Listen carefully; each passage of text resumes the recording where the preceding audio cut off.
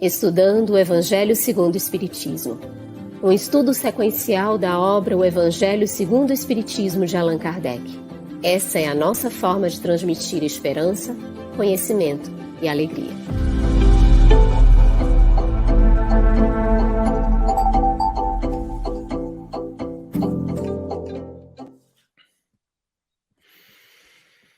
Olá, saudação fraterna, você que está nos acompanhando aí no Estudando o Evangelho segundo o Espiritismo, seja muito bem-vindo.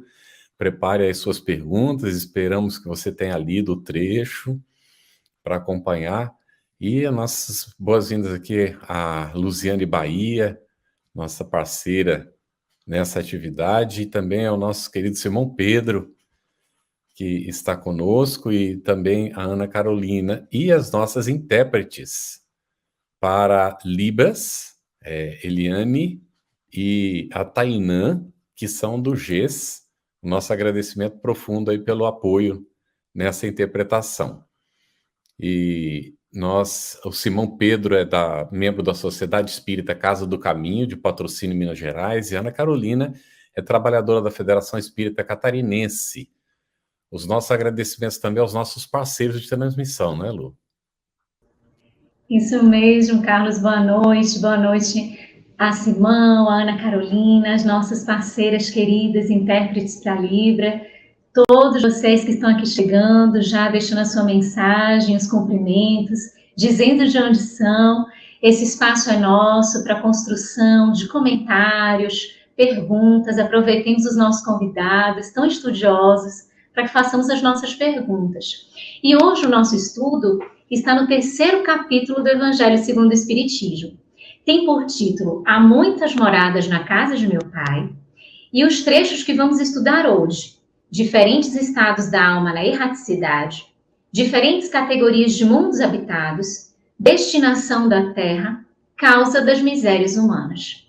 E a primeira pergunta nós vamos direcionar ao Simão, e é interessante porque a Andréia Henriques, eu vi aqui, deixa eu ver se eu consigo achar, às 21h18, ela já trouxe mais ou menos o que a gente vai colocar aqui nesse início de conversa. Porque Kardec, antes de trazer os comentários, ele traz um trechinho do Novo Testamento. E o que ele destaca? O trechinho é assim: não se turbe o vosso coração. Credes em Deus, crede também em mim. Há muitas moradas na casa de meu Pai. Se assim não fosse, já eu vou-lo teria dito, pois me vou para vos preparar o lugar. Depois que me tenha ido e que vos houver preparado o lugar, voltarei e vos retirarei para mim, a fim de que, onde eu estiver, também vós aí estejais. É um trecho do Evangelho de João, capítulo 14, versículos 1-3. E a pergunta que a gente faz para o Simão é exatamente qual a casa do Pai, e que muitas moradas são essas, e que sentido tem essas palavras de Jesus, que é a pergunta da nossa querida Andréia também. Boa noite, mais uma vez uma alegria, né, poder continuar aqui no grupo, né, participar com vocês, participar com as pessoas que acompanham esse estudo. E hoje, né, esse capítulo 3 do Evangelho segundo o Espiritismo. Kardec ele trabalha com uma ideia de que a morada, essas moradas da casa do Pai, seriam os diversos orbes que o universo contém. Então, a casa do Pai seria o universo e as moradas seriam os orbes. Um dos princípios fundamentais da doutrina espírita é a pluralidade dos mundos habitados. Não é um estudo ufológico que Kardec faz. Ele desenvolve um puro e simples raciocínio da ilogicidade dentro da lógica divina, ou seja, um universo incomensurável, para não dizer infinito, para um planeta que ocupa um ínfimo espaço, seu único habitado. Então, não é um estudo ufológico. Mas é bom nós percebermos um aspecto para entender o porquê que isso é um princípio fundamental. Se nós olharmos, a astronomia é algo que sempre me chamou minha atenção desde a adolescência. Então, eu gosto de estudar esses aspectos do cosmos, mesmo da estrutura da mitologia para a astronomia. Mas é interessante, se nós observarmos numa noite limpa, escura, sem luz, nós vamos enxergar aproximadamente 5.000 estrelas. 5.000. Nós vamos enxergar, a olho nu, 3 galáxias. 3. Nós vamos enxergar, além da Via Láctea, né? Então, a Via Láctea, Andrômeda, e vamos enxergar a pequena e a grande nuvem de Magalhães. São só essas 3 que enxergamos. Tudo bem, 5.000 estrelas, 3 galáxias. Estima-se que há no universo 100 bilhões de galáxias. Nós enxergamos 3. 100 bilhões de galáxias. Com bilhões de estrelas. Só a Via Láctea teria aproximadamente 200 bilhões de estrelas. Só a Via Láctea. Se percebermos que há estrelas que não têm um exoplaneta e há estrelas com exoplaneta, por exemplo, o Sol tem 8 planetas, se trabalhássemos uma estrela para um planeta, nós já teríamos aproximadamente, na Via Láctea, 200 bilhões de planetas. Bilhões. O universo é infinito. Então, não há um cálculo para dizer quantos planetas existiria no universo. Mas, num cálculo raso, como se desse uma finitude, não teria menos do que 10 sextilhões de planetas. A gente não tem noção do que é isso. 10 sextilhões de planetas. Para um só ser habitado. Ou seja, toda essa estrutura para um só ser habitado. Toda essa imensidão, esses 10 sextilhões de planetas para 7 bilhões de habitantes e outros bilhões da psicosfera. Só isso. Então, é justamente essa lógica que é trabalhada. Então, quando se fala em pluralidade de mundos habitados, não é estudos de extraterrestres, disco-voadores, nada disso.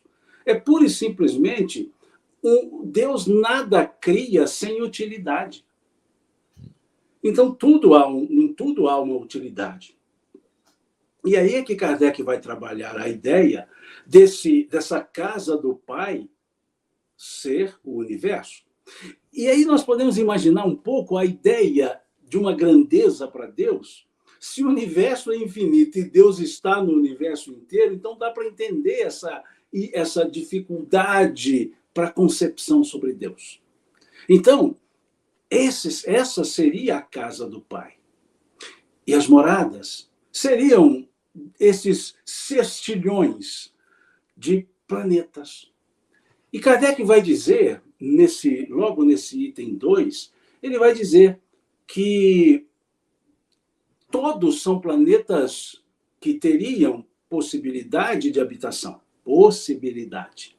Muitos seriam refúgios, outros transitórios e outros habitação de espíritos encarnados. E ele deixa uma ressalva. Encarnados numa estrutura condizente à evolução do espírito e do planeta. O que vai nos mostrar que matéria ela pode ser de diversas formas, mais ou menos condensada. Vivemos num mundo de matéria condensada. Mas a matéria quintessenciada, que Kardec utiliza esse termo, ela não é percebida pela matéria densa, ou seja, o sentido nosso da visão, as ondas que nós temos de luz para a visão não consegue observar a matéria quintessenciada. Então, há as habitações de corpos quintessenciados, em espíritos em corpos quintessenciados. Então, esse é o primeiro ponto que Kardec trabalha. Mas ele também deixa um espaço, nesse item 2, para uma simbologia, dizendo também que essas palavras podem significar também como estados do espírito, feliz, infeliz. Então, ele trabalha com dois vieses não excludentes, não mutuamente excludentes. O viés da materialidade dentro da energia universal, o viés simbólico dos estados espirituais. Esse viés simbólico dos estados espirituais vem ao encontro da pergunta que foi feita, que você disse aqui, da Andréia, salvo engano. É o viés do aspecto moral e do aspecto do estado do espírito. Aqui também é interessante, se nós observarmos esse primeiro versículo do capítulo 14 do Evangelho de João, que é o capítulo que abre as instruções diretas de Jesus para os seus discípulos no aspecto da transcendência, que são os capítulos 14, 15 e 16 do Evangelho de João, e ele fecha o 17 com uma prece para os discípulos, em favor dos discípulos. Nesse primeiro versículo há um jogo de palavras interessantes. Não se turbe o vosso coração. Credes em Deus? Crede também em mim. O verbo crer está conjugado em dois modos. Credes em Deus é presente no indicativo. Crede também em mim é imperativo afirmativo. Jesus está apenas dizendo, vocês já creem em Deus. Vejam, credes em Deus. Depois ele diz, crede também em mim. É o pedido. É o pedido veemente. E é importante esse aspecto, porque credes em Deus é uma afirmação. Credes em Deus, vós credes. Afirmação. Crede também em mim é uma solicitação. É um pedido com veemência. Dizendo, crede em mim. Como se ele dissesse, presta atenção no que eu vou dizer e presta atenção no que eu já ensinei. Porque isso é que vocês vão precisar. Crede também em mim. E ele diz, crede também em mim, na casa do meu pai há muitas moradas. E depois ele vai dizer, é necessário que eu vá primeiro para preparar-vos o lugar. Esse preparar-vos o lugar já vai para o segundo ponto que Kardec trabalha, os estados espirituais. Não preparar qual orbe, mas o plano espiritual. E ali ele diz, se eu não for, vós também não ireis.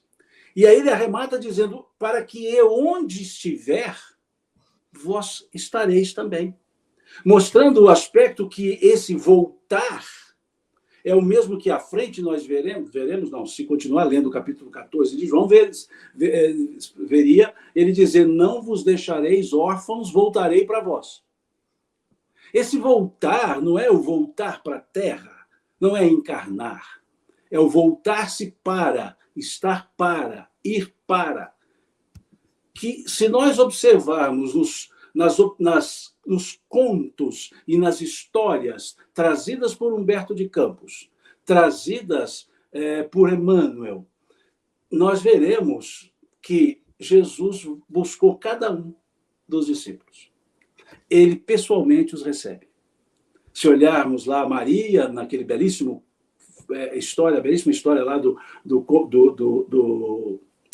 Humberto de Campos, se nós observarmos no Paulo Estevão, ele é recebido. Então ele diz, eu voltarei para vós, eu os receberei. Eu estarei com vocês. E mesmo ele lá, ele diz que estaria aqui, como Mateus fecha o seu evangelho, o capítulo 27, dizendo, estarei convosco até a consumação dos séculos. Então esse voltar é simbólico, é uma figura de linguagem, é uma expressão. Não voltar à Terra, porque para ele vir à Terra já foi algo que precisou de 4 bilhões e meio de anos de organização, porque nos fala Emmanuel que a comunidade dos espíritos puros se reuniu 2 vezes para a formação do planeta e para a vinda de Jesus. O planeta tem 4 bilhões e meio de anos. Então, a primeira reunião, da primeira para a segunda, 4 bilhões e meio de distância em termos de anos. Então, vejamos que não é assim, vou dar uma voltada para a Terra. Há toda uma programação, um ajustamento para isso. Então, esse voltar para vós é estar voltado para, não ir para. Voltarei, nesse aspecto de estar voltado. E aí sim, ele os toma. E depois que os toma, ele vai então dizer para que onde eu estiver, vós estareis também. Né? É esse aspecto, esse o sentido simbólico que ele coloca ali. Excelente, Simão. Nós temos um comentário aqui às 21h33 de Maria de Lourdes Silva. Eu já li o Evangelho segundo o Espiritismo, mas só agora estou entendendo a grandeza dessa obra diante das explicações tão brilhantes.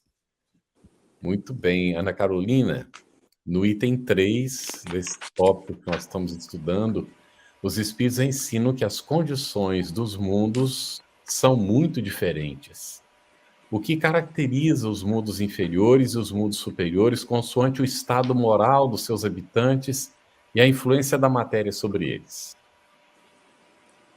Boa noite a todos, primeiramente, que alegria estarmos juntos, reunidos, estudando o Evangelho, não é mesmo? Sejam todos bem-vindos, boa noite quem está aqui, quem está em casa, que delícia esse momento. Como bem falou o Simão, né? Essa morada no qual o nosso irmão mais velho, Jesus, afirma que há muitas moradas na casa do meu Pai, que pede que a gente confie nele, crede em mim, confia em mim, no que eu estou dizendo. Eu preparei esse local e eu estou com vocês, basta que a gente creia. Então, qual é a diferença, não é? Desses mundos, desse planeta, dessa pluralidade de mundos habitados. É conforme o grau de adiantamento desses espíritos que aqui estão, dos habitantes. Quanto mais moralidade tiver, mais adiantados, mais evoluídos, mais puros estaremos. E quanto mais atrasadinhos, nós estaremos ligados à matéria, a paixões, aos vícios. E é isso que nos marca, que mostra que esses habitantes pertencem a determinada morada. Vimos que são muitas moradas, não é? E se a gente parar para pensar nas nossas paixões, hoje nós conseguimos perceber para qual morada nós estamos nos qualificando no futuro, nesse local que Jesus nos aguarda. Ele está conosco, mas será que nós estamos nos qualificando para estar com ele? Como Simão trouxe nessa questão. Então, se a gente pensar no dia de hoje, quais são as minhas paixões? O que me liga terra a terra? E vejam que Kardec traz para nós de uma forma muito bonita, e me chama muita atenção quando ele diz que sendo quase nula a vida moral. Então, essa reflexão é para agora, né? Qual é a paixão que me prende e o que eu já tenho de moralidade a ser trabalhada? Porque ele fala que é quase nula para aqueles que estão sintonizados, os habitantes sintonizados aqui na Terra. E nós estamos nessa sintonia ainda. Então, a importância de trabalharmos, de refletirmos e pensarmos no que eu estou pensando nesse momento, o que está me sintonizando, mais as paixões, mais a moralidade, a vida espiritual, não é? Esse é o convite quando Jesus fala, crede em mim, confie em mim também, porque ele mostrou o caminho, ele mostrou o que é para ser feito. E nós estamos sendo convidados ao testemunho neste momento, não é? A Terra está nesse amanhecer de uma nova era e nós estamos nos qualificando para isso ou não? Será? Fica o convite nesse momento. Excelente, Ana. Seus comentários, as observações do Simão. O pessoal aqui no chat vai comentando a lógica que esse estudo vai nos conduzindo, a beleza que ele vai nos apresentando e o como é importante esse encontro, esse momento que estamos vivenciando aqui, juntos, unidos, refletindo em torno do Evangelho segundo o Espiritismo. E ainda nesse item, diferentes categorias de mundos habitados, a Ana comentou para a gente o item 3, e aí vem o item 4, que é o que a gente gostaria de perguntar para o Simão. Simão, são 3 perguntas em uma. Entre os mundos inferiores e superiores, há os intermediários. Qual seria a característica destes mundos intermediários? Como Kardec divide os mundos conforme seu estado e destinação? E se essa divisão, essa classificação, ela é absoluta? Bom, Kardec pela sua característica didática, ele sempre fez, né, embora não fosse positivista, viveu numa época do positivismo, e uma das características era confirmar as afirmações por diversas formas. Então, Kardec sempre buscava elementos didáticos para facilitar o entendimento. E ele sempre levava aos espíritos ponderando se aquilo que ele falava poderia ser tido como absoluto ou poderia ser apenas uma questão de relatividade. E nessa questão que você coloca, Kardec propõe uma escala, tal qual ele propôs aos espíritos da própria escala espírita, lá da questão 100 à questão 113 do Livro dos Espíritos. Ele faz a mesma ideia de criar uma escala de espíritos imperfeitos, bons espíritos, e depois espíritos puros, criando as ordens e as escalas, mas deixando claro que não era também absoluta, que aquilo era uma forma de melhor entender, mas que entre as classes caberiam inúmeras outras distribuições. Da mesma maneira, então, quando Kardec traz aqui, nesse item 4 do capítulo 3, uma classificação de mundos, ele não traz de forma absoluta. Ele também traz de maneira didática. Porque se olharmos o universo com esses 10 sextilhões, mais ou menos, de mundos, não dá para colocar em estrutura de 4, 5. Mas para um entendimento, fica mais fácil criar uma escala. Então ele cria essa escala, que não é absoluta. Ele não cria os mundos, mas a escala interpretativa. Bom, também ao criar a escala, ele precisa justificar o porquê dessa escala. Então, ele vai dar caracterização para cada uma das escalas, ou cada um item da escala, cada um dos itens da escala. Então, ele precisa caracterizá-los. E, assim fazendo, ele está transformando em espécie aquilo que no item anterior ele tratou como gênero. O gênero de mundos inferiores, o gênero de mundos superiores. E ele vai dizer, então, que há os chamados intermediários. Não são inferiores naquele conjunto e não são superiores em conjunto. Mas entre um campo e outro, ele coloca intermediários, para aí entendermos a escala que ele está propondo. E ele coloca numa escala gradativa os mundos primitivos, os mundos de provas e expiações, os mundos regeneradores, os mundos felizes, os mundos celestes. Então, vejamos que ali ele propõe 5 caracterizações, que significa que existem outros, sim, mas ele optou em colocar 5 para facilitar o entendimento, e foi caracterizar, dizendo que o mundo primitivo é aquele mundo onde o espírito se individualiza e começa a sua estrutura que ele chama de humanidade. E para entender isso aqui, é interessante lermos a questão 607A e 607B do Livro dos Espíritos. Porque é nessas duas questões que Kardec vai falar da transformação do princípio inteligente em espírito e vai nos dizer das primeiras encarnações da espécie humana. E na questão 607B, ele vai dizer que a Terra não é o ponto de partida para as primeiras encarnações humanas. Olha que interessante. Porque lembremos que o Evangelho segundo o Espiritismo foi escrito depois do Livro dos Espíritos. Então, aqui ele já trabalhava com aquilo que os Espíritos já haviam explicado. A questão da humanidade. Aqueles espíritos dotados de razão. E aí, então, diz, o mundo primitivo seria o mundo de ensaio. As primeiras encarnações, que está ainda se elaborando. O mundo de provas e expiações, nós precisamos da questão 114 e precisamos da questão 122 para entender esse aspecto que que os espíritos trabalham com Kardec, das influências externas que levam às condutas da questão 122 e das livres escolhas da questão 114. Então, é preciso que também tragamos para o item, para olhar esses mundos de provas e expiações, essas duas questões. Por quê? Porque ele diz que o mundo de provas e expiações é o mundo com a predominância do mal. A predominância do mal. Ou seja, nesses mundos intermediários, Kardec diz que há uma mistura do mal e do bem, alternando-se nos mundos intermediários. Então, primitivo, provas e expiações, regeneradores, felizes, celestes, mal e bem, e ele diz que eles estão misturados. Ora predomina o mal, ora o bem. Onde predomina o mal?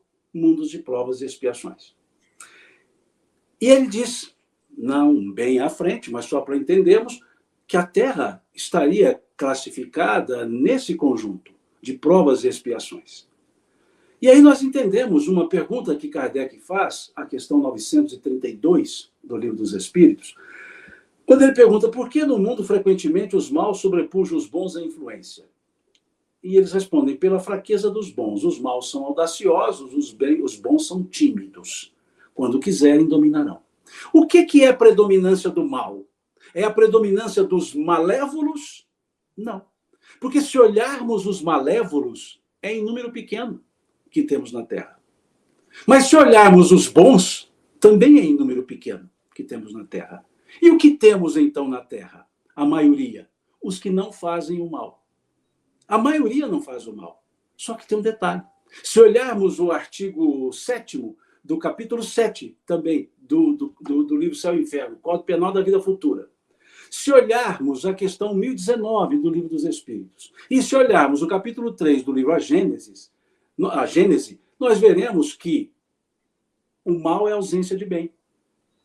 Então, os que não fazem o mal, não fazem o bem, e o mal se mantém. Então, o mundo de provas e expiações, cuja predominância é do mal, é porque existem os malévolos e existem os que não fazem o bem. E aí, se não faz o bem, e a ausência do bem é a presença do mal, a quantidade aumenta. Por isso, predominância do mal. Então, não é predominância dos malévolos, predominância do mal e dos omissos, aqueles da questão 932. Os maus são audaciosos, os bons são tímidos. Então, vejamos que, quando Kardec trabalha, ele não desconecta nada. Se nós buscarmos as obras, todas estão conectadas. Depois ele fala dos mundos de regeneração, ou regeneradores. Aí é um ponto importante, que os espíritas, em grande parte, confundem. Mundo de regeneração, mundo regenerador, não é mundo feliz. Lá ele diz que é o mundo, nesse item, ele diz que é o mundo em que há o que se expiar, mas que o espírito aure forças para continuar esse processo. É como se ele dissesse, bem e mal convivem em igualdade. No mundo de prova e expiação, predomina o mal. Mundos regeneradores, convivência mal e bem, sem predominâncias. Então, aí que entendemos por que aure força. Porque não há predominância. E o que é expiar? Que muitas vezes se confundem com sofrer. Expiar é sanar. Expiação é o ato de sanar. Bode expiatório, aquele que eu sacrifico para sanar um mal alheio. Então, expiação é a oportunidade de sanar. É diferente da prova, que é a oportunidade de crescer. A expiação não leva a crescimento. Ela leva a aurir forças para, pelas provas, crescermos. É o que nos fala a dona Joana de Ângeles, por exemplo, no livro Plenitude, que ela diz, a expiação tem por finalidade fazer o espírito retornar ao ponto que estava antes da queda. Retornar ao ponto que estava, ou seja, volta lá e continua crescendo. Agora, esse retorno pesa um pouco. Então, o mundo de regeneração, que o pessoal fica aplaudindo, estamos chegando, é que confundem com o mundo feliz. Que Kardec diz que o mundo feliz, os mundos felizes, a predominância do bem. Predominância do bem pressupõe-se que existe o mal. Então, no mundo feliz, há o mal predominado pelo bem. Ou seja, é como se fosse o contrário do mundo de provas e expiações, em que aqui estamos mergulhados, chafurdados no mal, lá estaremos mergulhando no bem, mas com o mal presente. E aí sim, nos mundos celestes, inexistência do mal.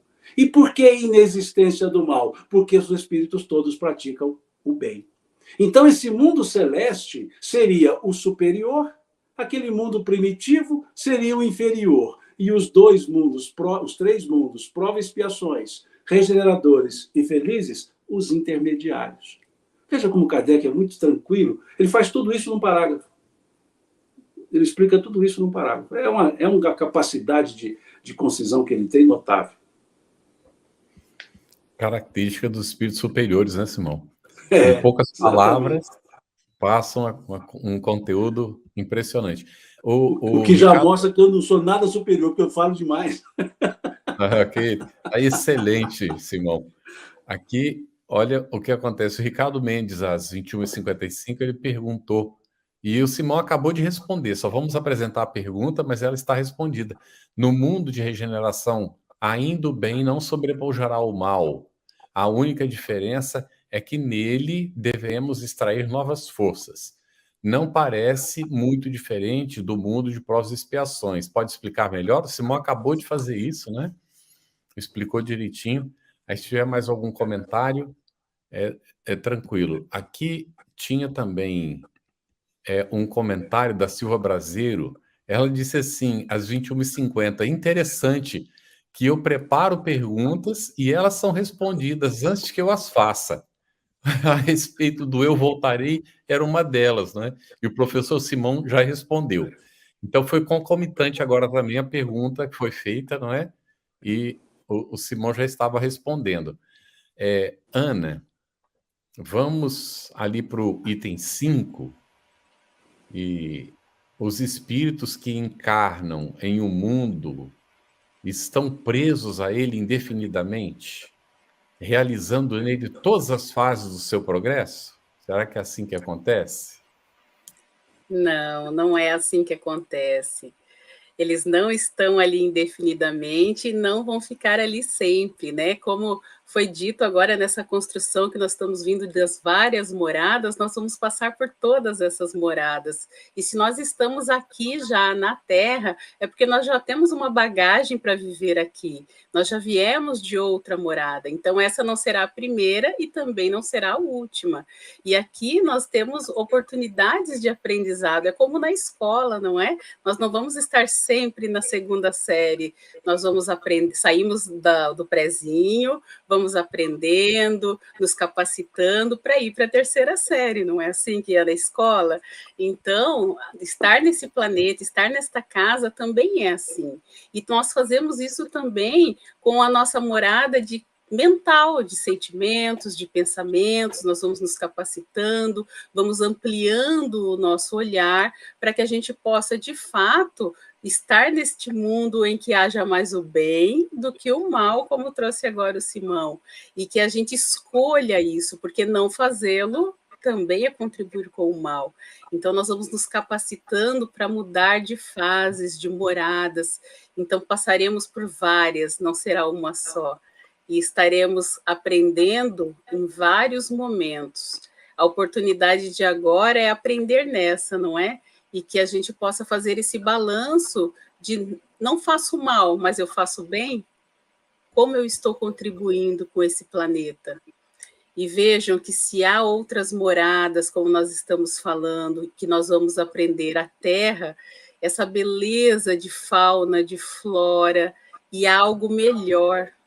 Nós estamos mergulhados nesse amor do Pai, e que tem uma infinidade de oportunidades para nós, que a gente saiba aproveitar esse momento de agora. Vejo que os amigos estão contribuindo ali, né, colocando sobre essas questões da regeneração, e às vezes a gente acha que é um lugar fixo a regeneração, né, vai ser uma casinha, uma morada fixa, mas é esse nosso estado mental também de contribuições, de nos prepararmos para estar nela.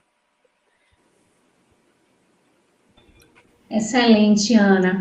A gente encontra aqui, e aí eu queria só que você já pudesse desenvolver também, Ana, esse raciocínio que você está trazendo. É uma pergunta do Daniel, às 21h55, ele coloca assim: o espírito que melhor se empenhou em cultivar a caridade e a humildade retorna com menor sofrimento moral à erraticidade, adequando por mérito a uma morada mais feliz nas tarefas do bem? Maravilha. Obrigada pela questão, Daniel. Exatamente, né? Nós vamos por merecimento, galgando moradas melhores. E o que seria de nós sem o trabalho, não é? Sem esse sentimento de ser útil e merecer uma morada. Na questão 133 do Livro dos Espíritos, até, né?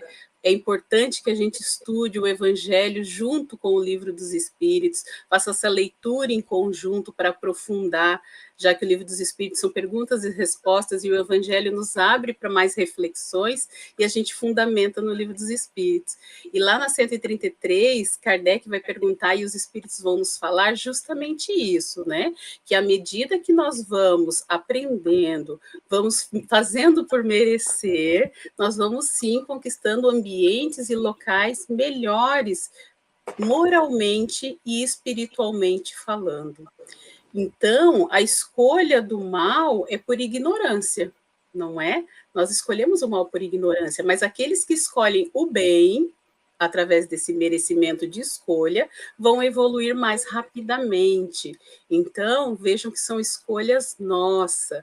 O que nós estamos escolhendo neste momento? A gente consegue fazer uma autoanálise nessa oportunidade divina do aqui e agora, sem pensar tanto lá no futuro, mas olhando para mim agora, no dia de hoje. Como que eu estou escolhendo praticar o bem, praticar as leis de amor, na vida de relação, na vida com o outro, na vida em família, aqui no nosso trabalho. Este é o convite. Muito bem. Nós temos uma pergunta aqui, às 21h04, da Vanessa Cesário Simão, 2203. Simão, quando passarmos para o mundo de regeneração, há possibilidade de outros seres vindos de outro orbe habitarem nesse mundo de regeneração? Sim, Kardec trabalha isso lá no tópico transmigração progressiva, lá no Livro dos Espíritos. Então, nós não somos vinculados a uma estrutura só. Então, assim, a questão do orbe é um outro ponto também. Não se tem uma transformação da noite para o dia. Não é assim, a Terra virou mundo de regeneração. Por isso que Kardec usa o termo mundos regeneradores, né? É um processo. Toda mudança ela se faz dentro de uma transição. A transição é quando você tem convivência de forças de conservação e forças de transformação. Elas se colocam, as forças de conservação para manter o status quo e as forças de transformação para trazer uma nova forma. E há um momento que elas convivem. Então, você tem elementos já de transformação e elementos de conservação, ou seja, do modo antigo e do modo novo convivendo. Então, quando se fala de um mundo de expiações e prova para um mundo regenerador, há um momento de transição em que há uma escala, ora você percebe um painel de expiação e prova, ora um painel de regeneração. Como o próprio mundo regenerador é uma transição entre provas e expiações infelizes, em que bem e mal estão ali convivendo. Então, é preciso observar esse aspecto, que não é um termina aqui, o outro começa aqui, não. Um termina aqui, mas o outro começa aqui. Então, há uma transição, que é o que vemos na última questão do Livro dos Espíritos, lá na 1019. Quando dizem lá, jamais o reino do bem terá lugar sobre a terra, eles perguntam, o bem reinará sobre a terra quando os espíritos que vierem habitá-lo, os bons sobrepujarem os maus. Então, é um processo gradativo. E diz, né, porém, né, o bem só terá lugar quando da terra forem banidos o orgulho e o egoísmo. Então, é preciso perceber isso. Então, a regeneração é como se fosse um ponto em que espíritos que estão nessas condições se associam do próprio planeta que vamos dizer assim, os próprios autóctones daquele momento com os que transmigram de outros orbes, sem nenhum problema. E aqui eu abro outro parêntese. Quando falamos transmigração entre orbes, não tem viagem de nave espacial, não tem nada de disco voador, não é isso. Desencarna-se e na estrutura do mundo espiritual encarna-se. Então, é uma viagem espiritual da desencarnação em um orbe, fica na erraticidade e encarna em outro orbe. E não assim, pega um disco voador e veio, porque a doutrina espírita não é ufológica. Ela não trabalha essa lógica, que é um estudo profundo, muito bonito, por sinal, e muito válido. Mas a doutrina espírita não está trabalhando com essa lógica. Ela está trabalhando com a existência do ser espiritual que encarna em mundos, desencarna em mundos e encarna em outros. Como se fosse, sai daqui, vai para o mundo espiritual e volta para outro lugar. Então, sim, é possível que vários outros espíritos de outros momentos e outros orbes encarnem em um mesmo mundo que está numa fase regeneradora. E o mundo não é regenerador, o mundo não é prova. Os seus habitantes estão em um momento de regeneração, os seus habitantes estão no momento de provas. Perfeito, Simão. Tanto didatismo que vai nos convidando a reflexões bem especiais e trazendo aqui um aclaramento, e as pessoas vão fazendo as perguntas, e vocês, sem que percebam, já estão respondendo essas perguntas, e vai ficando muito natural esse bate-papo, muito entrelaçado e muito vinculado. Isso é muito especial. Nós temos aqui, Ana, a pergunta do William, às 22h01. Ele pergunta o que é a transição planetária. E, ao mesmo tempo, mais para frente, a Carmelita, às 22h06, pergunta em que patamar dos mundos está o nosso lar. E aí, você podia juntar essas duas perguntas e dar uma resposta para a gente, Ana, por favor? Claro. A transição planetária é esse momento que nós estamos vivendo e que a gente percebe, não é? Vem a pandemia aí que dá aquela chacoalhada em nós e nós vemos a diferença, que não é de hoje que o mundo está mudando, que as pessoas estão sendo convidadas a aprender a amar, a olhar mais umas para as outras e deixar um pouquinho o egoísmo de lado. Veja que nem sempre nós estamos aceitando esse convite, não é? Porque o mundo, a lei do progresso nos arrasta, né? Ela nos empurra para, de fato, sermos criaturas melhores. Os convites estão aí acontecendo, mas com a pandemia, que fica muito claro para nós, a gente pensar em 2020, março de 2020, será que eu sou a mesma pessoa hoje do que aquela que estava lá em março de 2020, no início da pandemia? Será que eu estou com as mesmas atitudes, com os mesmos pensamentos, os mesmos hábitos e rotina? O que mudou para você, tanto na vida prática, quanto nos pensamentos e nos sentimentos? Vendo o mundo mudando muito rápido, né? Quantas perdas, quanta dor, quanto sofrimento, e a gente sentindo aquela ânsia em querer orar pelo outro, em querer acolher o outro. Se eu não estou sentindo nada diferente, estou com os mesmos hábitos, tem algo aí acontecendo para a gente refletir, porque a lei de progresso está nos empurrando para uma mudança, para uma melhora. Essa é a transição planetária que acontece em nós, né?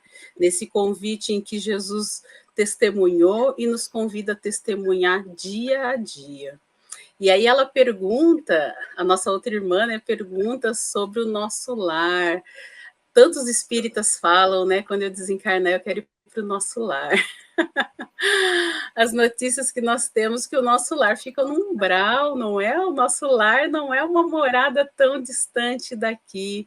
Nós podemos ver pelo próprio André Luiz, que chegou lá com o seu egoísmo, com a sua vaidade, assim como nós, querendo ser médico, exercer a medicina, não é? E aí ele foi convidado a pegar uma vassourinha e varrer, a compreender que o processo não é assim, não é mesmo? Então, Vejam que aquilo que nós somos aqui, nós seremos também no outro plano. Nós não vamos mudar rapidamente. Se nós não entendemos o convite aqui, nós vamos continuar aprendendo e trabalhando lá para fazer esse processo íntimo, essa reforma e mudança interior. Então, o nosso lar, a obra maravilhosa de André Luiz, nos convida a uma reflexão para conhecer o mundo espiritual mesmo, não é? Mas entendendo que nós temos que melhorar moralmente para habitar moradas celestes, moradas melhores, moradas na qual o Cristo nos espera. Muito bem. Nosso lar está numa das esferas da Terra, não é? Então, não é um mundo diferente da Terra. É uma colônia que está vinculada à Terra. Bem, a Teresa Penas, 22:6, pergunta para o Simão Pedro: como saber se voltaremos a reencarnar na Terra? Se teremos chance de voltar, por que temos assistido tantas palestras dizendo que 2/3 da população não voltará? Bom, Carlos, afirmações num nível desse precisaria ter fundamento. Né? Precisaria citar qual é a fonte. E essa fonte não pode ser também única, porque senão feriria a lógica do controle universal da comunicação dos espíritos, que Kardec nos propõe aqui no próprio Evangelho segundo o Espiritismo. E a gente também tem que separar algumas vezes a força de expressão. Muitos usam hipérboles durante as falas, que são simplesmente uma força de expressão, uma figura de linguagem. Então, diz assim: estou com a fome do tamanho do mundo, obviamente é uma hipérbole, né? Que ninguém vai ter uma fome do tamanho do mundo. Então, quando se coloca, está no último momento, são figuras de linguagem no aspecto da retórica, mas não são elementos fáticos. Então, nós precisamos tomar alguns cuidados para dizer, olha, 2/3 não voltam.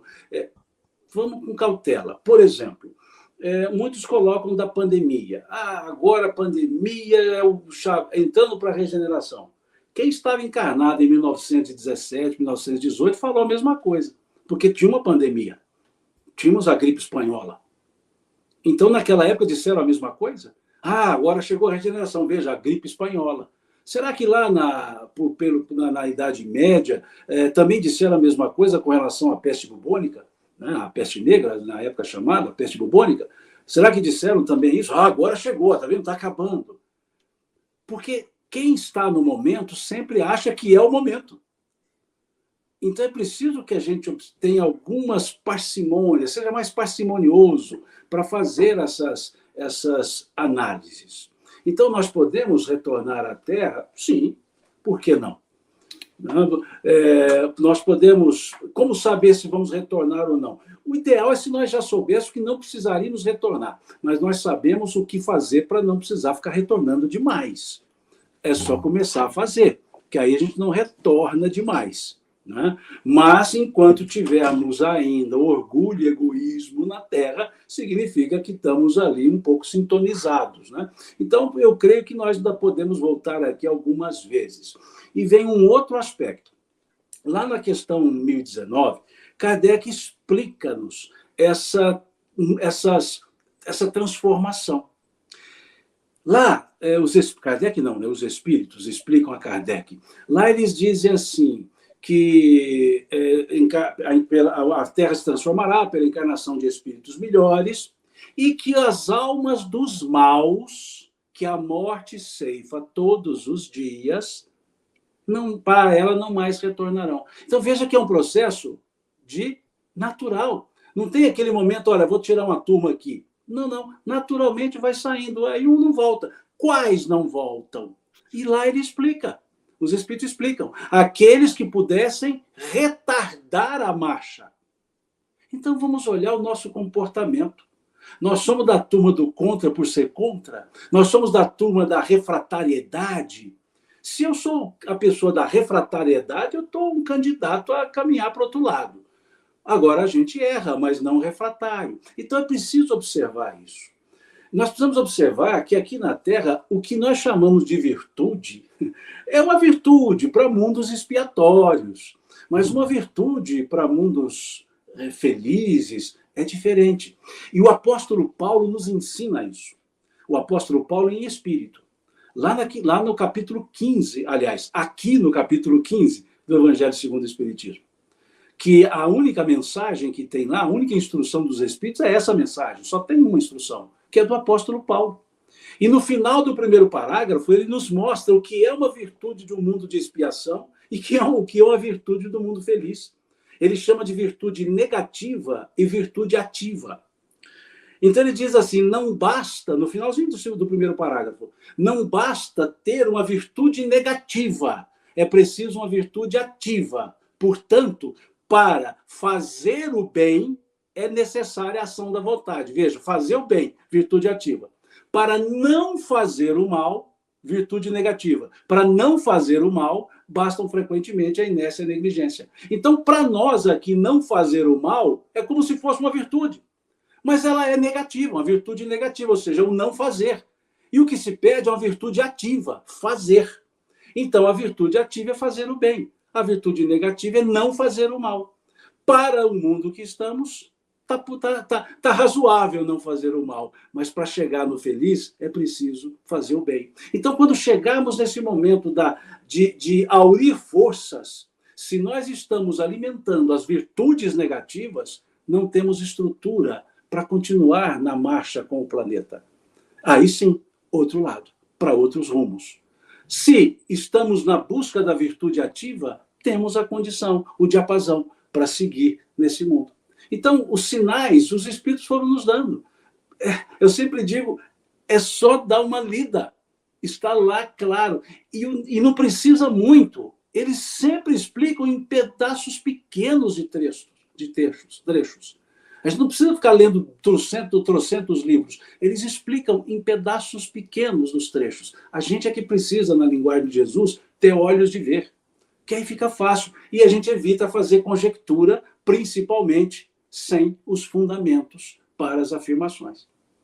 Muito bom, Simão. É porque nesses momentos aparecem os aventureiros, né? Afirmam tudo. E não dizem de onde estão tirando a informação. Então, nós espíritas somos convidados ao uso da razão e não aceitar qualquer coisa que se está falando, né? A nossa base é a codificação justamente por causa disso. Kardec teve esse cuidado do critério do controle universal do ensino dos espíritos. O que não tinha coerência não foi colocado na codificação, não é? Nós vamos fazer uma perguntinha para você, Ana, que é da Giane Lima, às 22h11. Ela diz, nascer numa família espírita aumenta a nossa responsabilidade em relação ao conhecimento adquirido nessa reencarnação? E aí ela deixa abraços fraternos desde Nova York e agradecimentos à FEB. Que maravilha. Quanto mais sabemos, maior aumenta a responsabilidade, não é? A responsabilidade vai crescendo conforme a gente vai se aproximando da verdade. Conhecereis a verdade, ela vos libertará, e ela aumenta essa responsabilidade. Então, independente de ter nascido numa família espírita, você tem acesso à informação, tem acesso às leis de Deus e o exemplo na sua casa, não é? Então, o convite está ali desde pequenininho para praticar, para exemplificar. Então, aumenta, sim, a responsabilidade conforme vai saindo da ignorância através desses convites familiares. Isso mesmo, Ana.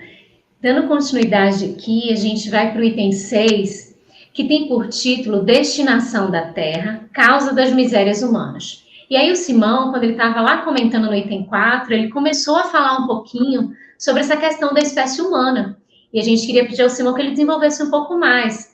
Na Terra está a humanidade toda? O que é a espécie humana, Simão? Bom, Kardec, didaticamente, óbvio, né? Não é uma questão de definição dicionaresca, mas didaticamente ele diz que a espécie humana são todos os seres dotados de razão. Agora, esses seres dotados de razão é justamente o que vai diferenciar a questão 76 da questão 23 do Livro dos Espíritos. do princípio inteligente e do ser inteligente. Como vemos lá na questão 23, que é o espírito, com E minúsculo, e eles respondem princípio inteligente do universo. E na questão 76, que definição pode se dar dos espíritos, com E maiúsculo, que está lá, são os seres inteligentes da criação. Ali é que vem os seres dotados de razão. Aí é que é a humanidade. É onde Kardec explica com mais profundidade na questão 607A do Livro dos Espíritos, quando ele vai dizer que o princípio inteligente sofre uma transformação e se transforma e se torna espírito, com E maiúsculo lá, né? Espírito. É aí que nasce para ele a responsabilidade dos seus atos, a consequência dos seus atos, as escolhas, o livre-arbítrio. Então ele vai explicando ali. Isso aqui Kardec chama de humanidade. Que na questão seguinte, a 607b, vai dizer que não começa na Terra esse período de humanidade, essa transformação, essa individualização. Então, por isso, aqui, então, no item 6, Kardec vai dizer que a humanidade não está toda na Terra, que a Terra é uma ínfima parte da humanidade, porque a humanidade são todos os seres dotados de razão. É como se ele estivesse chamando, dando aos espíritos a ideia de humanidade, esse ser dotado de razão. A gente vai perceber esses detalhes de Kardec, é Kardec, não tem jeito. Quando a gente acha que ele está fazendo jogos de palavras, os espíritos fazendo jogos de palavras, eles estão dando ensinamentos. Quando você percebe lá na questão 134 do Livro dos Espíritos, quando se pergunta o que é a alma, e eles respondem, um espírito encarnado. Então uma alma e espírito é a mesma coisa. Não. Didaticamente, não. Porque para se chamar alma tem que influenciar e ser influenciado pela estrutura corporal. Esse acoplamento percomplexo, em que eu, espírito, não me aparto do eu-corpo naquele momento. Mas quando eu me desencarno, o eu-corpo já não é mais eu-corpo, é meu. Mas enquanto eu estou nele, sou eu. Esse eu é o que ele chama de alma, para dizer que a alma sofre influência da matéria, como influencia a matéria. Nós temos necessidades aqui que são materiais e afetam-nos enquanto espírito. Se precisamos alimentar o nosso corpo, o desequilíbrio emocional que temos não é do corpo, é nosso, do espírito, mas foi afetado pela fome que precisa manter o corpo, que é o princípio da preservação, lei de conservação. Então, quando se fala humanidade, é a mesma lógica da alma e espírito que Kardec quis usar, para mostrar justamente esse aspecto que, quando num processo encarnado, esse ser dotado de razão será a humanidade. Veja que interessante. E aí é que ele coloca nesse item 6, que ele vai dizer claramente, são os seres dotados de razão, e que não está a humanidade toda na Terra, mas sim uma ínfima parte. Por quê? Estamos no universo habitado, e nesse universo habitado, todos os seres dotados de razão, humanidade. Mas lá eles se chamariam humanidade? Talvez lá entre eles não, mas para nós entendermos, Kardec utiliza a ideia humanidade, para criarmos a correlação. Então, são ideias que se aplicam para entendimento enquanto estamos aqui. Então, enquanto estamos aqui, humanidade, todos os seres dotados de razão, estando na Terra, estando na psicosfera, estando encarnado em outros órgãos, seres dotados de razão, humanidade. E mais claramente ele explica nas 607 A e B do Livro dos Espíritos esses detalhes.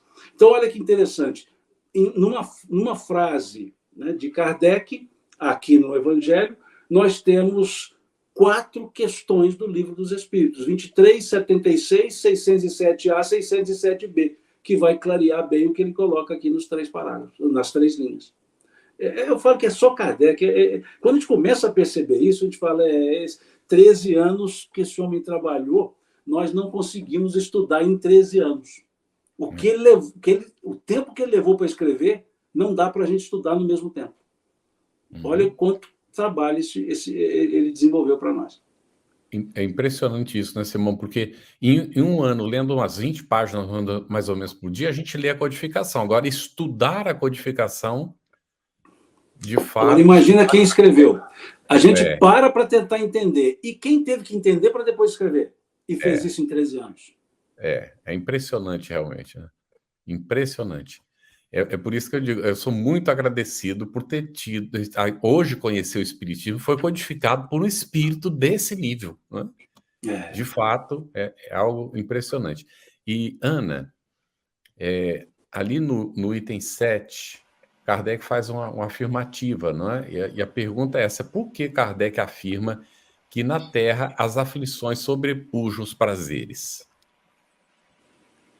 Aqui na Terra, esse subúrbio ainda, não é esse hospital, escola, sítio malsão é o termo que Kardec utiliza, e nós estamos aqui, olhamos e vemos quem sai do hospital, né? Quem sai da UTI e vai para a enfermaria, está no hospital ainda, não está mais ainda respirando sobre aparelhos, mas ainda está precisando de tratamento, de cuidado, e nós ainda somos doentes da alma, não é mesmo? Nossa querida Joana de Ângeles vai falar muito sobre isso, sobre as dores da nossa alma, sobre as dificuldades que nós ainda temos. Estamos presos ainda aos nossos vícios, às nossas mazelas, os nossos apegos. Então, aqui é onde a gente aprende melhor a lidar com isso, nessa escola, aprendendo na vida de relação, no convívio, no estreitamento dos laços, para aprender a amar uns aos outros, respeitar uns aos outros, não é? Lá no capítulo 5, no item 19, vai falar do mal e o remédio. Então, o remédio é amargo, mas é remédio. É a oportunidade de crescimento, de melhorar e de depurar esse espírito que ainda está tão equivocado. Já caminhamos bastante, já aprendemos bastante, mas temos muito ainda a aprender. Então, Jesus vem mostrar para a gente, quando ele traz essa mensagem, né, para que a gente não fique aflito, para que a gente acalme de fato o coração, porque todo esse processo faz parte, e nós estamos sendo amparados e amados em todo esse processo. Então, que a gente aproveite essa escola, essa fase no hospital, né, porque o grande médico das almas está aqui conosco, nos auxiliando nessa fase de doença temporária. E a cura é um processo individual de cada um, não é? Cada um no seu tempo e na sua velocidade. Então, por merecimento, por busca, por conquista, vamos conseguir, um auxiliando o outro, que esse é o bonito da vida, né? Esse é o bonito de sermos irmãos e filhos do mesmo Pai. Um auxilia o outro, um aprende com o outro. É a beleza da solidariedade universal, não é, Ana? E a gente vai aprendendo esse auxílio mútuo e o quanto isso vai dando sentido à vida. Nós temos uma pergunta do Fernando Teles, às 22h09, Simão. Muito se fala em mundos de regeneração. Quando se dará essa mudança propriamente dita? Bom, vamos lá. Nem Jesus estabeleceu datas. É preciso que a gente observe o aspecto da temporalidade e não da cronologia. Vamos observar o capítulo 24 do Evangelho de Mateus, onde temos o sermão profético, em que ali Jesus traça algumas características. Ele diz lá das guerras, dos rumores de guerras, e vai dizer que ainda não é o fim. Depois ele fala de nações contra nações, cataclismos, e ele diz, é só o começo das dores, e não é o fim. Depois ele fala, enfim, dizendo assim, quando este evangelho do reino estiver espalhado sobre todas as nações, aí chegará o fim, mostrando claramente que não é fim físico, fim cataclísmico, mas simplesmente uma renovação. Lá no versículo 36 desse capítulo 24 de Mateus, Jesus diz assim, quando essas coisas acontecerão, ninguém o sabe, nem os anjos dos céus, nem o Filho, somente o Pai. Olha que interessante. Quando essas coisas acontecerão, ninguém o sabe, nem os anjos dos céus, nem o Filho, somente o Pai. Por que não se sabe somente o Pai? Porque só Deus é onisciente. Agora, não se sabe porque não é cronológico, é temporal, é um momento em que se transforma. Então, não é uma data. Porque se nós tivéssemos datas para melhorar, se nós não melhorássemos até aquela data, o que ia acontecer? Íamos ser extintos da vida espiritual? Então, não há data. É aquela ideia de quando chegar a data, chegou. Então, é momento. Se olharmos a linguagem testamentária, tanto velho testamentária como neotestamentária, são linguagens que trabalham com momentos. Usam a expressão naqueles dias. Veja, naqueles. Por exemplo, o profeta Joel, né, o livro de Joel, lá, o capítulo 2, ele diz, naqueles dias derramarei meu espírito sobre toda a carne. Vossos velhos terão visões, terão sonhos, vossos jovens terão visões, vossos filhos e filhas profetizarão. Quando? Naqueles dias. Aí, quando Emmanuel vai tratar esse assunto, é interessante isso. Na questão 382 do livro Consolador, quando pergunta para ele a verdadeira definição da palavra mediunidade, ele diz assim, a mediunidade é aquela luz que seria prometida pelo divino amigo, que seria derramada sobre toda a terra aos tempos do Consolador prometido atualmente em curso na Terra. Olha que interessante. Aos tempos do Consolador. E Joel, quando falou isso, ele disse naqueles dias. O naqueles dias de Joel, Emmanuel vai dizer, é aos tempos do Consolador. Mas aos tempos do Consolador, Emmanuel vai dizer quando que foi esse tempo, século XIX. Mas por quê? Aí ele vai dizer lá no livro A Caminho da Luz, que era a hora psicológica das transformações. Veja, o Espiritismo veio na hora psicológica das grandes transformações ajustar o espírito humano. Então, hora psicológica, o que é isso? Momento de maturidade. Se olharmos a última questão do Livro dos Espíritos, que vai falar do reino do bem sobre a Terra, aí sim o mundo feliz, né? Jamais o reino do bem terá lugar sobre a Terra, eles vão dizer que isso vai acontecer quando da Terra forem banidos o orgulho e o egoísmo. Quando? Veja, é uma forma adverbial de tempo. Então, é uma característica adverbial, não é uma característica cronológica. Então, não dá para dizer quando isso vai acontecer. Já está acontecendo, se usarmos o gerúndio, sim. Está acontecendo? Sim. Por quê? Porque há pessoas que estão em momentos regeneradores no mundo de provas e expiações. Mas quando o número de pessoas em momentos regeneradores for maior do que o número de pessoas em provas e expiações, o planeta é de regeneração. Então, há pessoas em regeneração no planeta de provas e expiações. É só uma questão agora de tempo. Quando, né? O que os espíritos utilizam. Quando da Terra forem banidos orgulho e egoísmo.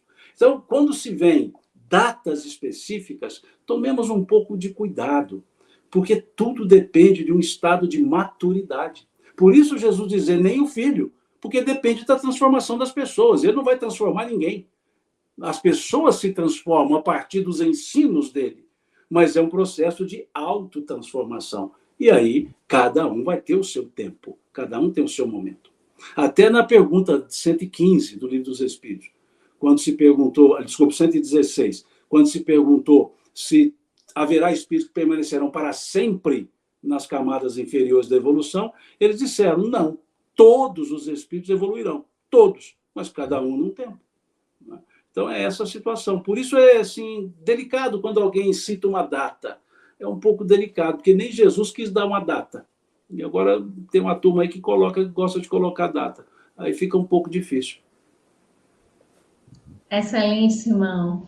Nosso estudo de hoje foi passeando aqui no chat, nos comentários, trazendo dentro dessas categorias dos mundos, das muitas moradas, a importância de nós observarmos o nosso mundo íntimo, que essa transformação vem de dentro para fora, e isso ficou recheado aqui no chat, nos comentários, nas perguntas, e é uma percepção, como muito bem aqui foi colocado pelos nossos queridos expositores, essa necessidade da transformação, do fazer o bem, do realizar. No nosso próximo encontro, nós já adentraremos em instruções dos Espíritos, ainda nesse capítulo 3. E aí nós teremos mundos inferiores e mundos superiores. Nós gostaríamos de agradecer imensamente ao Carlos por estar aqui conosco nesse trabalho, a Ana, ao nosso Simão, pelos esclarecimentos, representando esse devotamento à doutrina dos Espíritos, a dedicação, porque trouxeram com tanta clareza, tanto amor, fizeram colocações especiais que nos conduzem a reflexões para essa transformação. As nossas queridas Eliane e Tainã, as intérpretes de Libra, a equipe que faz parte aqui do Estudando o Evangelho segundo o Espiritismo, a todos vocês que estiveram aqui, e alguns avisos nesses momentos finais, porque o nosso estudo ele também fica disponível em podcast, no canal FEB Podcast, no Spotify e nas demais plataformas de áudio e streaming. Os nossos encontros semanais também ficam gravados e disponíveis gratuitamente. Então, a gente pode divulgar, compartilhar, para aqueles que não puderem estar aqui conosco ao vivo. Se você tem alguma dúvida acerca do Espiritismo ou gostaria de ficar atento à programação do nosso estudo, acesse o nosso Telegram, @estudo_ESE_FebTV. Se você deseja encontrar todo o conteúdo do Estudando o Evangelho segundo o Espiritismo em um só lugar, acesse o site www.febtv.com.br/estudo-ESE. Lá você encontra as perguntas respondidas no Telegram, os encontros, materiais de estudo, podcast e muito mais. A FebTV disponibiliza 3 oportunidades de estudos e a gente pode se programar, estudo das obras básicas do Espiritismo. Às segundas-feiras, o Estudando o Livro dos Espíritos, sempre às 20 horas. Nas terças-feiras, às 20 horas, o Estudando o Livro dos Médiuns. E às quintas, aqui conosco, 21h30, Estudando o Evangelho segundo o Espiritismo. A padrinha FebTV ajude a manter este e outros estudos no ar, acessando febtv.com.br. Um abraço a todos e até nosso próximo encontro na próxima semana.